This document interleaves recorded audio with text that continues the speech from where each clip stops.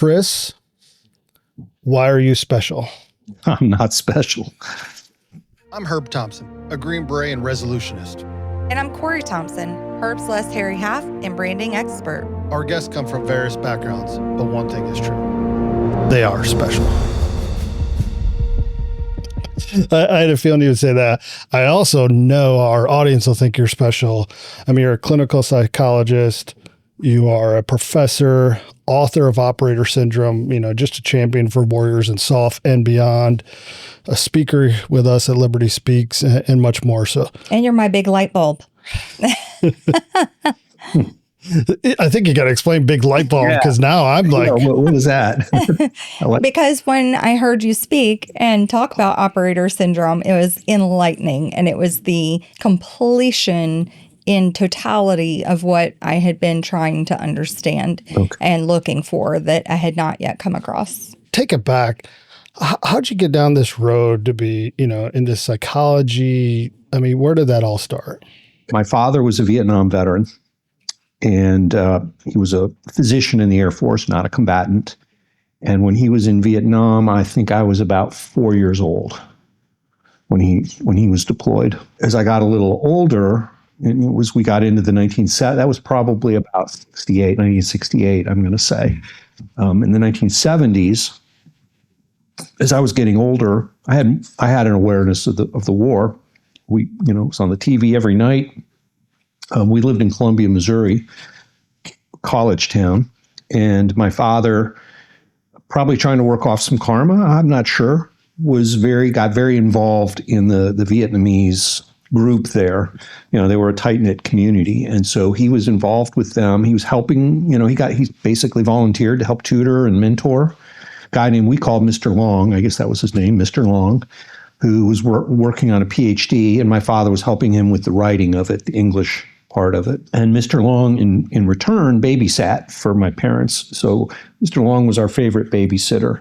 And in 1975, he went back to find his wife and his kids and bring them to the U.S. However, he was picked up and summarily executed by the North Vietnamese. And so that was a powerful emotional, jolt to me and my brothers. And my father also often talked about war and what it did to men, how it changed them, how it affected them. Now, we didn't have the term PTSD at that time. That wasn't added to the psychiatric lexicon until 1980. But I also had another hero role model, and that was my great-grandfather. And so I was 14 when he died. I knew him quite well. And his early life, at age 16, he was an orphan, so there was nobody to stop him. He lied about his age, joined the Michigan militia, and shipped out to Cuba for the Spanish-American War. When those soldiers came back from Cuba, they were dumped on Long Island, Tipped Long Island, a very hastily built camp. Thousands of soldiers. They all had malaria and dysentery. And here they are dumped at this camp that was literally just a muddy field with tents. And it was a national scandal. President Harrison went up to see what was going on.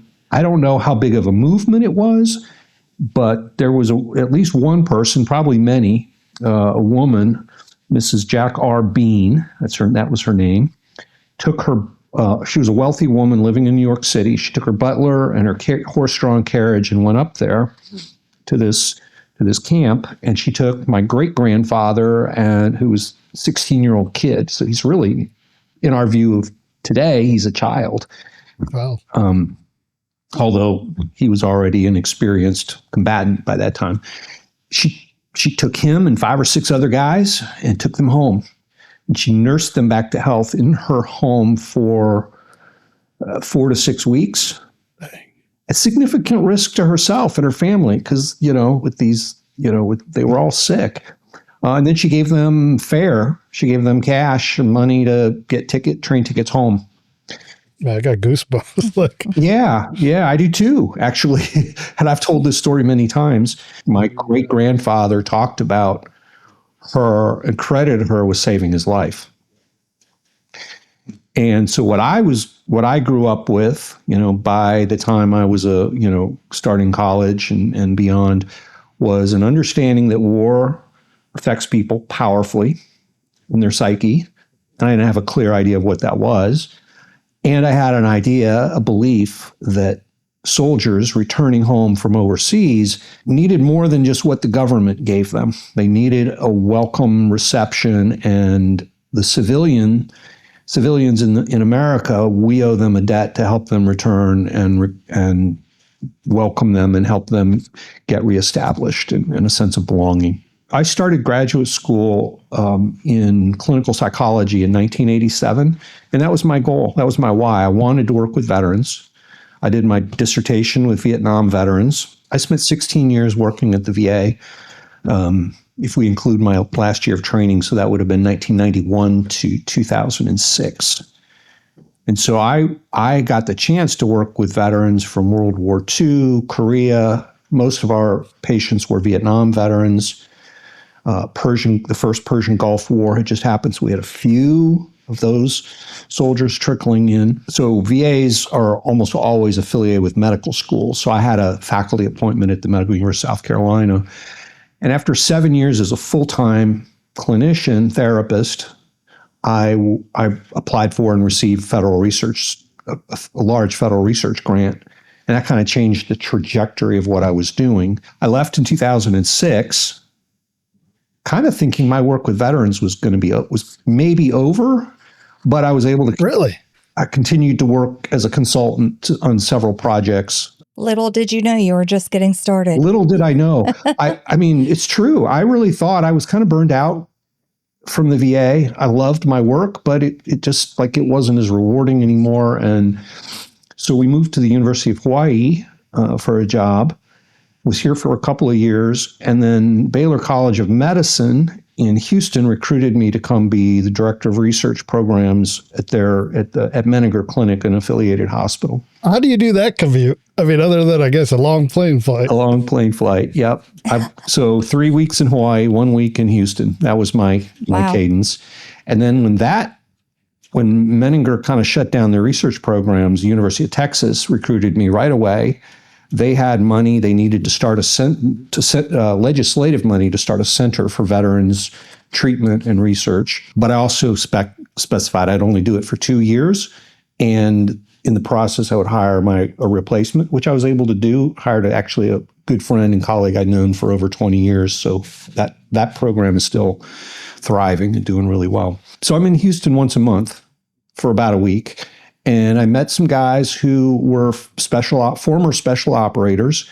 They'd formed a foundation for themselves called the Quick Reaction Foundation. It essentially did two things. One was it gave them a chance to come together in fellowship and networking once a week, like a happy hour kind of thing, or a lunch or a breakfast. And it also, they raised just enough money to be able to provide up to $5,000 for an operator or a family member really fast. So you needed to buy an airplane ticket to get a medical opinion somewhere else or something like that, or you needed to come to Houston for a medical opinion. They could pay for the flight and some other things, and they could do it very quickly without any bureaucracy. I'm still back to blown away that you almost got away from doing veterans work, and you've been instrumental in so many ways, in so many veterans' lives that don't even know it, in pushing change. And we're gonna get to that. I do want to say this episode is sponsored by our company, Liberty Speaks. So if you're interested in a speaker needed for your vet organization, someone like Doc Frueh here, hey, please reach out to Corrie and I. Is that where operator syndrome you started seeing when you started hanging out with those, SEALs, special operations guys? I'm assuming you don't turn it off, right? You can't stop observing. Well, that's right. But I'm just going to be, frank here. My early experience with these guys was, a little bit of awe, because I never worked with operators at the VA. I never had a lot of guys come in and say they were SEALs or Green Berets in Vietnam, but they weren't. Here I was meeting these guys who I had never worked with before, but I knew of. And, I've worked with Vietnam POWs. I've worked with World War II POWs. I've worked with a wide spectrum of veterans, both clinically and in research. And so, but this was a very different group for me. And one of the guys who was not an operator, but he'd been an officer embedded with them, kind of pulled me aside early on and said, listen, just pay attention. A lot of these guys are struggling. And if there's anything you can do to help them. And I think that's why he kind of brought me in. So I started hearing, I'll tell you what I heard. And this probably lines up, Corrie, with what you were saying, is just not understanding, because how could you? I sure didn't. So here was the typical presentation of concern. And it was usually a guy would kind of sidle up to me, and maybe we'd go off to the side, and he'd say, I just wanted to kind of pick your brain a little bit. I'm struggling a little bit. It's not too bad. I'm really okay. But what do you think about this? And then, well, tell me what's going on. Doc, something's wrong with me, but I don't know what it is. I don't feel like I used to feel. I don't function like I used to function. I can't concentrate. I can't sleep so great. I mean, I'm really doing okay, but something's a little off. Even to the point I look in the mirror and I don't quite look the same. Of course, what did I do? Just spent 15 years working at the VA in a PTSD clinic. I did what every other psychologist, psychiatrist, social worker, or therapist would have done, and still does to this day, probably. I assumed it was PTSD. I assumed all these guys had PTSD. That was my starting assumption, which quickly got pushed aside, because what they didn't have, what I didn't see, were some of the cardinal symptoms of PTSD. I didn't see the fear reactivity. I didn't see the avoidance. There was no avoidance. These guys could talk about everything they had seen and done. Many of them were still working with a gun on their hip in some capacity. They liked shooting. Some of them were skydiving as hobbies. Quickly, I realized this is not a PTSD issue. Now, in my research that we were doing at Menninger, it was very much about biomarkers. So so on every patient that came into the hospital, of course, we had psychiatric interviews, we had psychological questionnaires and self-reports, and we had our patients for about 5 weeks at a time, which gives you a lot of time to actually get to know somebody. Now, I'm not a clinician there, but collecting the data. So we would collect the self-report data at multiple time points, like every 2 weeks. But the biomarkers, we were doing a brain scan. So we had a protocol, an fMRI protocol. We were drawing blood for genetic purpose to look at genetics. And later we started collecting fecal samples to look at the gut microbiome. And we've published on all of that. Now, I tell you all that to tell you this part. So I had a free ticket to all I could scan at the Baylor College of Medicine's neuroimaging center, brain imaging center. So I just brought a bunch of guys in there with me, just for kicks. Let's get some brain scans. Let's see what's going on in these brains. And so I got about 4 or 5 of these guys, and you lure them there with some prize? Well, what you get actually is a disc, like a CD-ROM kind of thing. So yeah, I took that back to the hospital, and I'm not a neurologist, but my friend Ben Weinstein is. So he sat down with me, and at first I didn't really tell him what he was looking at. What do you think of these brains? So we went through them together, and essentially what he said is, well, these look like reasonably healthy brains. There's no lesions, there's no tumors, there's no big glaring white spots, but the ventricles are atrophied quite a bit. And so these look like the brains of 80-year-old men. Yeah, that was my reaction. And they were probably in their 40s? 30s. Maybe. One of them was 37. They were mostly late 30s. A few were early 40s. So now I'm going, well, that's weird. Let's see what else we find here. So then we got blood tests for hormones, and they all came back. Every single one of them came back with low testosterone. So now we've got a brain of an 80-year-old, and we've got the testosterone of an 80-year-old. It was a holy shit moment. And then it was like, well, let's get sleep studies. And they all had sleep apnea. Every one of them had sleep apnea. Now I'm going, what? This didn't make any sense to me. And these are fit people, because that's my misnomer before of sleep apnea, that everyone was heavy set, obese, that had it. And it's operators who are in very good physical health with sleep apnea. Right. That was my thought too. It's older men who are overweight, you're not going to see that in a 37-year-old fit warrior. And of course, their fitness level wasn't what it would have been in service, probably because of their low testosterone. That was a big and lack of sleep. And lack of sleep and a whole bunch of other stuff. So at that point, I didn't know what to make of this, but I had 4 or 5 guys who all had the same pattern of unusual difficulties. A common thing was to have a business. And then sometimes I realized the business wasn't actually bringing in any money or actually even functioning very well. And some of the guys had they came into town for these things, but they lived in kind of isolated places off the beaten path a little bit. When I worked at the VA, never, ever once did I refer somebody for a hormone panel or a sleep study in the 1990s. And I'm not aware that our psychiatrist or anybody in our clinic did. And even to this day, it's very rare for mental health professionals to request a sleep study or a hormone panel or a cardiometabolic panel. So now I'm hearing this pattern in these 5 guys. And of course, I'm not treating their testosterone. I don't have that skill set, but now it's identified. They're getting their testosterone treated. They're getting their hormones are becoming more healthy, and they're seeing the difference. I can see the difference. They're saying, wow, this is amazing. I'm feeling good. So I probably got, some credit for that, but I also was having lengthy conversations. I mean, even when I was in Hawaii, I was talking to these guys, once or twice a week via phone or Zoom. And then as they started to feel better, more guys in the group started to kind of hear, oh, you should talk to Chris. So now more guys are talking to me. There was a group of guys in Austin, operators in Austin. I wasn't billing. I wasn't keeping medical records. These are conversations that are happening over coffee or pizza, or just some of them would come to my office at the clinic and just sit, and we would just hang out.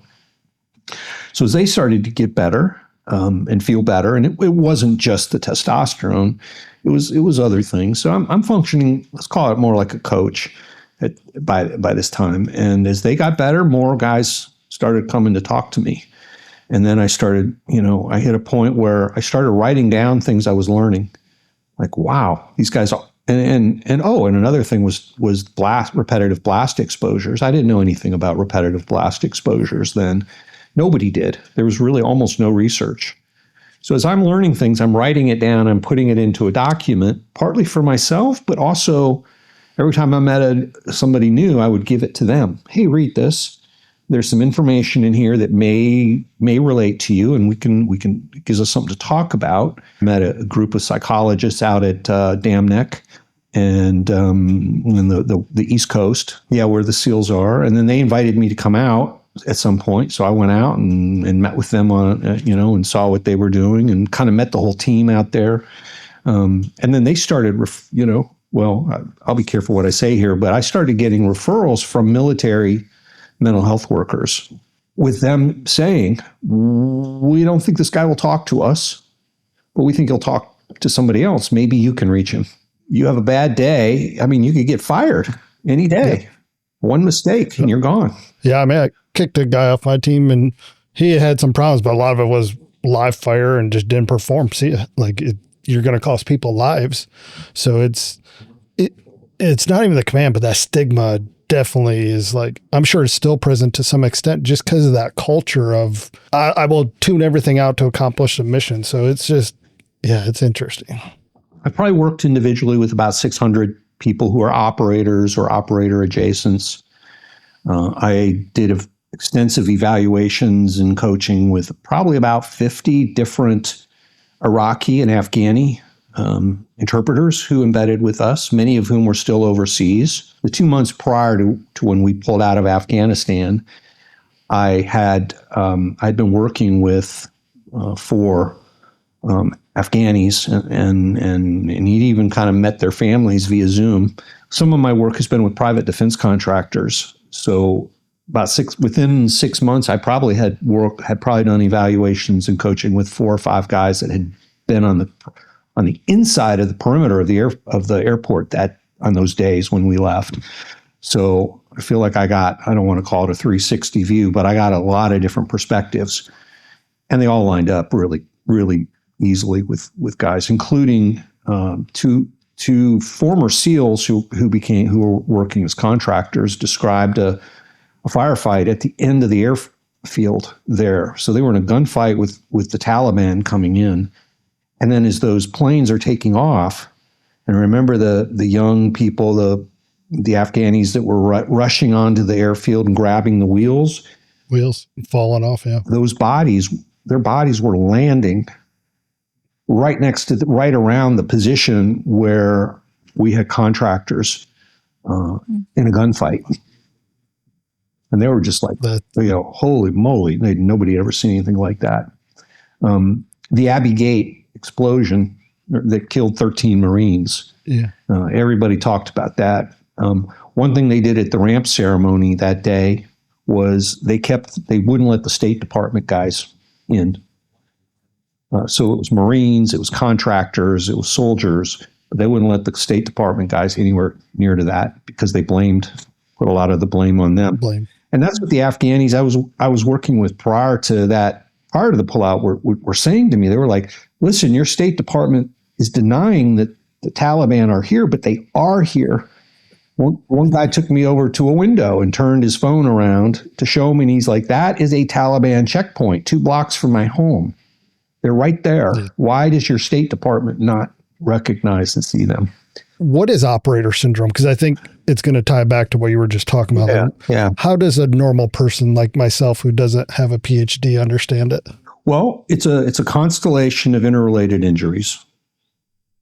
They all go together. If you hurt your brain, that's going to have effects on your metabolism and your hormones and your sleep and every other physiological system in your body. Modern medicine seems to have forgotten that all our physiological systems are connected to each other.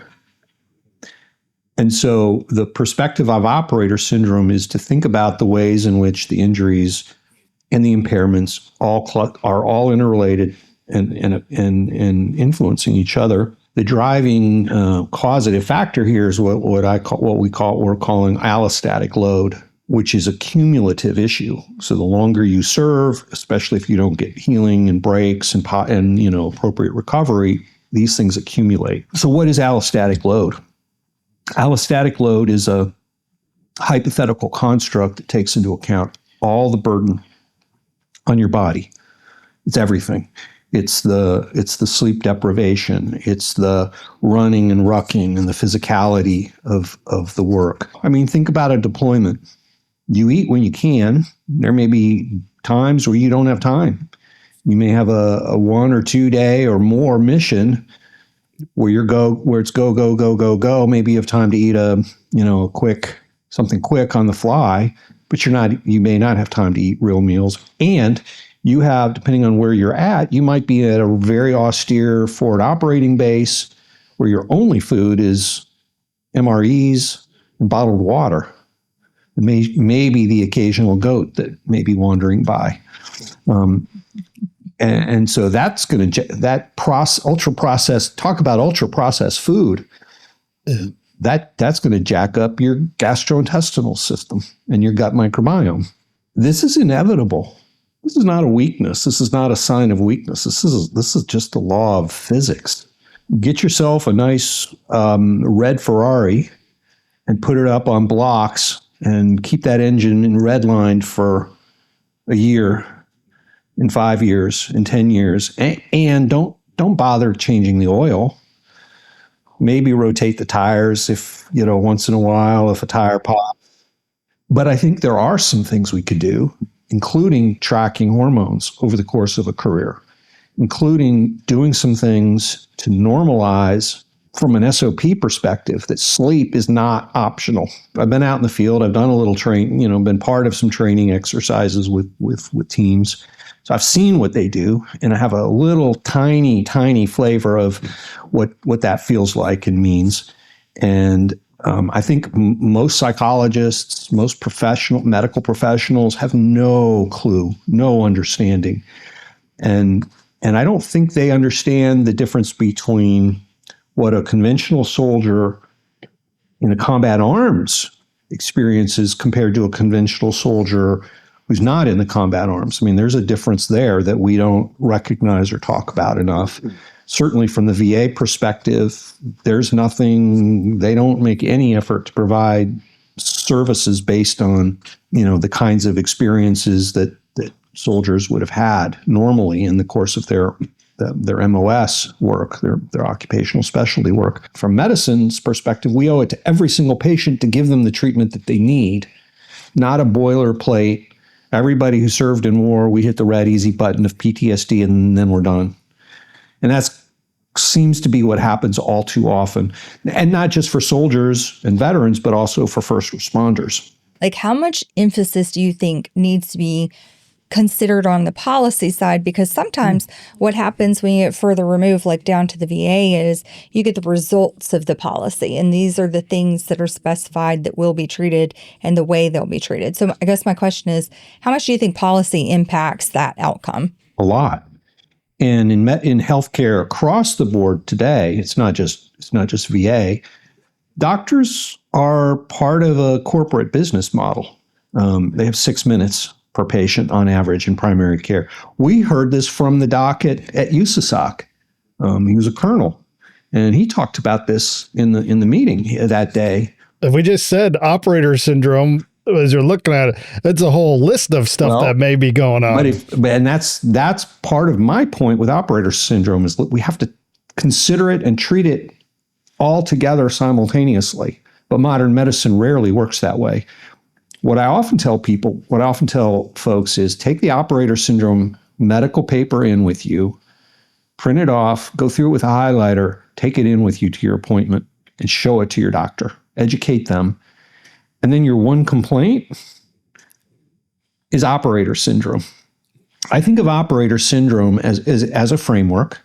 It isn't a specific diagnosis, and it is relevant not only to operators. It is relevant to many other warrior protectors, including police, including firefighters, including many who are in the combat arms. Well, so the book is, you can see, it's a fairly thin book, and it was written to be a practical guide to give operators themselves and their spouses and families something to read, to learn from. Part of what happened for me was I got pretty sick in 2021. And in 2022, I decided I have this book inside of me and I need to get it out. I need to write it while I'm still here. And so that became, for me, was my focus for about a year, was really trying to get this book out while I had while I was able to. So your sickness actually triggered you, okay, go do the book. It kind of functioned as lighting a fire under me. I'd been thinking about writing a book at some point and maybe delayed it. But that was the idea of the book, was to put something that would have a practical use out there. There is research going on right now. A group at Stanford have 2 papers under review right now that are really, really good, solid research with active duty operators. I think the sample size is over 200. I've worked with them, so I'll be a co-author in the paper. But essentially, it's an empirical validation in guys, in active duty operators. So that research needs to happen. It is happening.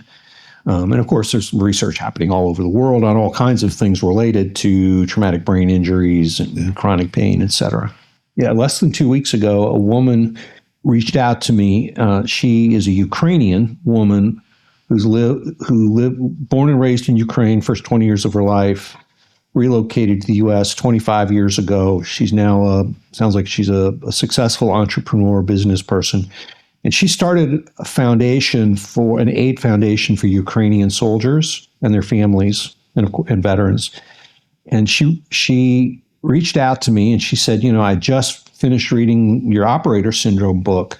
And wow, it would be a great thing for us to have in Ukraine because we don't have any treatments there. We don't have much in the way of care for our soldiers. People are just really families are grappling with what they see when the soldiers come home from the front lines.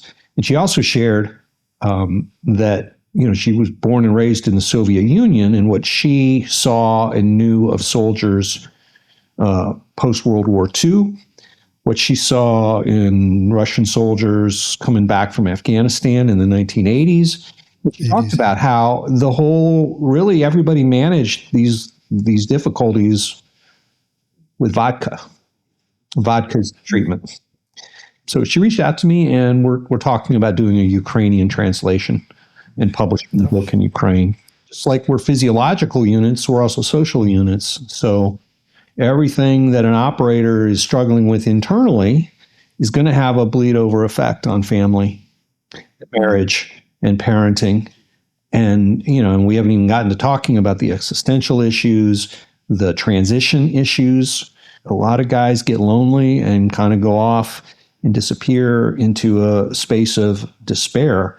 From my perspective, understanding to level set my expectations and where I as a spouse could meet you, because I can't just expect your brain to suddenly just completely change back or change to what I want it to now be. Right. It's like I have to accept some of the realities of this existence and figure out how to manage, appropriately. There's a fine line there.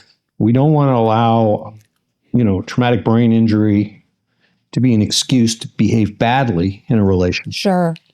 There still has to be boundaries and accountability. Boundaries, right. And so to have an understanding, to be able to say, a little forgiveness, a little grace, these behaviors, the anger or the lack of connection, sometimes the emotional lack of emotional intimacy is a challenge. We've all kind of found a humor in it now because we're like, all right, team, let's go execute the mission.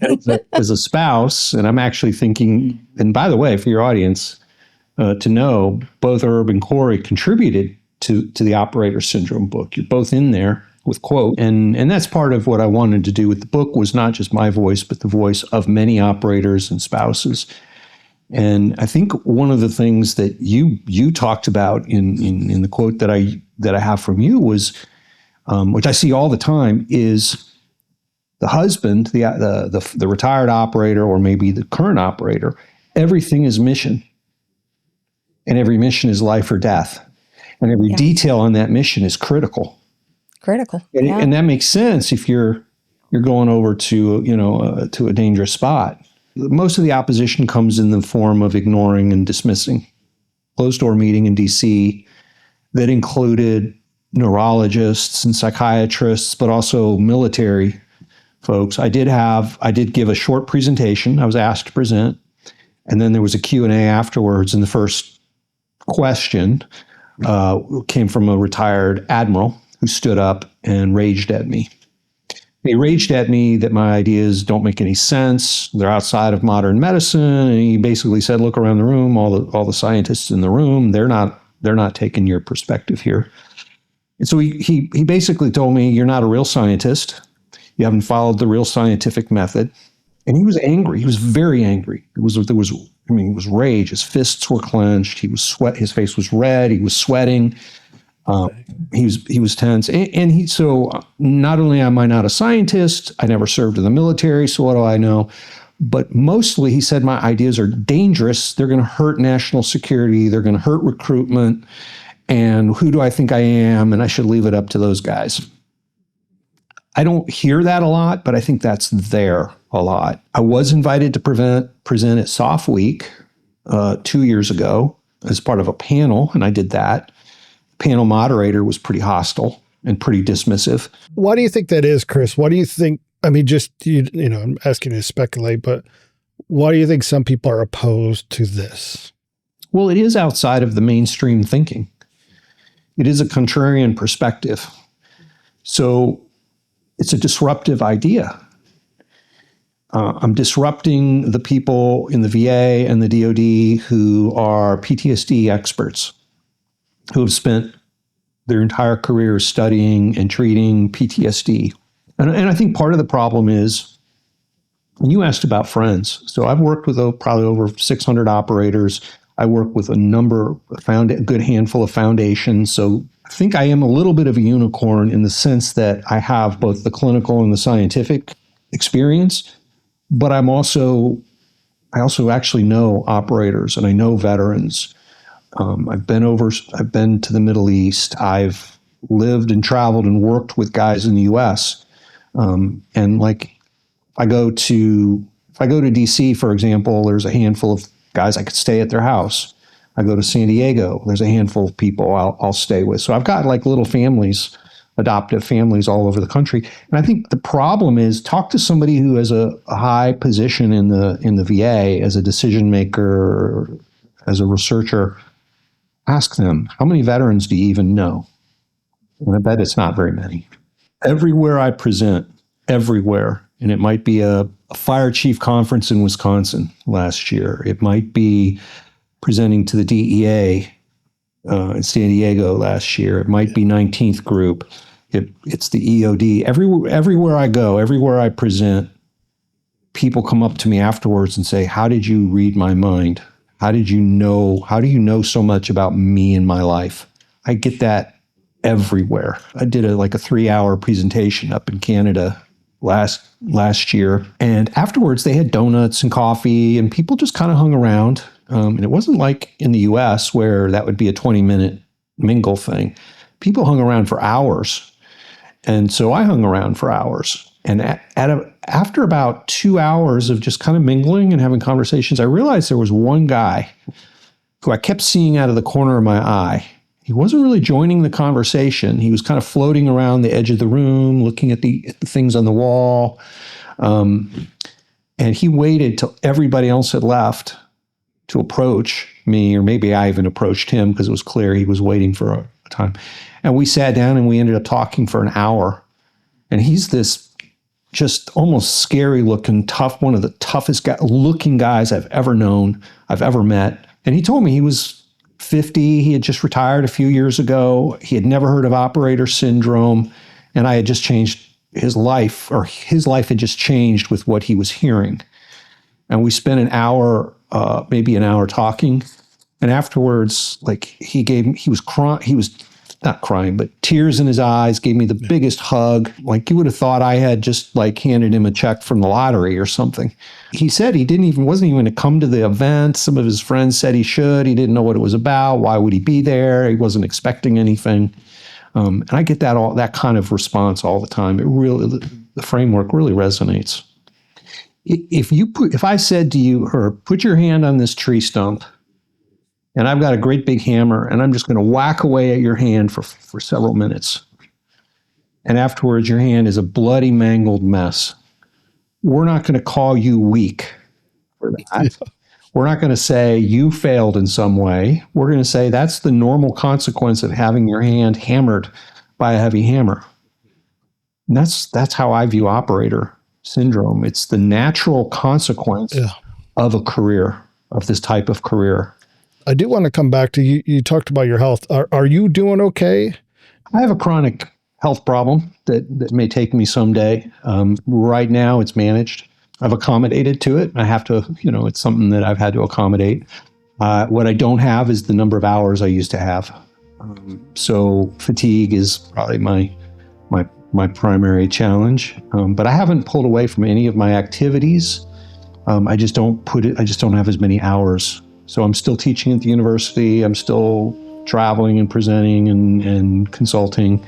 I mean, what's ahead for you in 2026? What do you look forward to this year? Any big things? A week or two up in Canada, working with their military. I'm hoping to get a week or two in Ukraine, working with their medical, military soldiers, probably a wide range of different folks.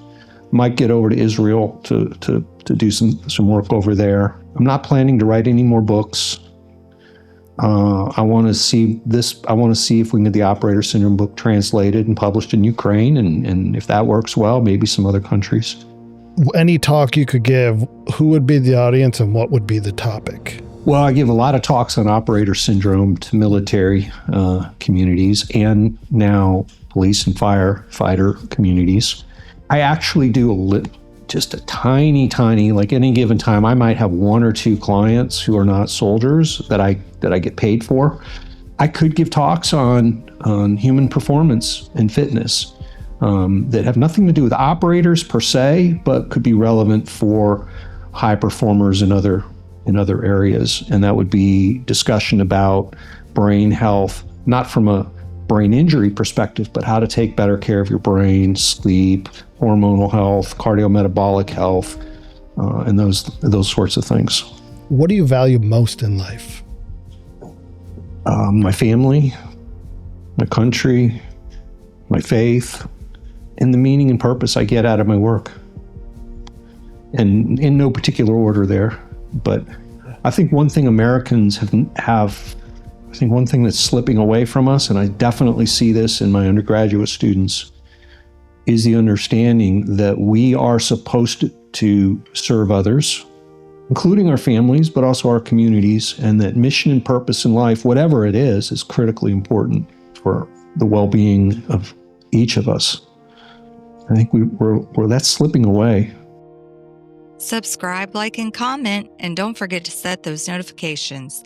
We'll see you next week with another special guest. Until then, own your journey.